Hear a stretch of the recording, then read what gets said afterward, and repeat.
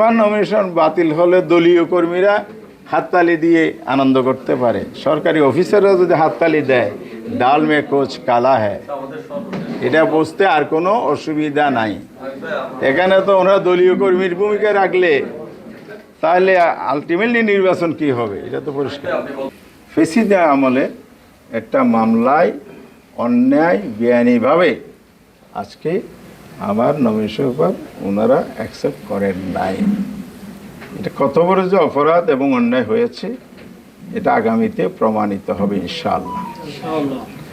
তবে আমার কষ্টটা এখানে, এত রক্তের বিনিময়ে দেশটাকে ফেসিস মুক্ত করা হলো, প্রশাসনের রন্ধে রন্ধে ফেসিসদের দোসররা বসে আছে। আমরা ইলেকশন কমিশনকে বলেছি, মানে সিটরে দফায় দফায় বলেছি, এবং সারা দেশে আমরা 8 দল এই কয়েক মাস 5 দফার ভিত্তিতে আমরা আন্দোলন করেছি।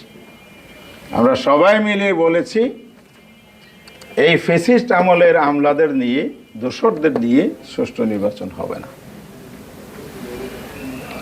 লেভেল প্লেয়িং যদি না হয় আপনার স্বপ্নের উৎসবমুখর নির্বাচন ইতিহাসের সেরা নির্বাচন হবে না।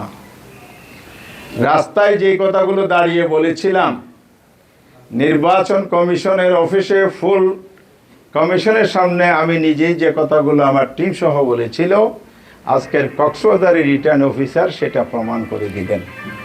যদি আইনানুগভাবে হয়ে থাকে আমি মেনে নেব, অন্যায় ইনজাস্টিস হয়েছে কিনা এটা অবশ্যই পুনর্বিবেচনা আপনারা করবেন। অন্যথায় নির্বাচন সুষ্ঠু যে হবে না, আমরা যে আশঙ্কা করেছিলাম এটা প্রমাণিত হবে।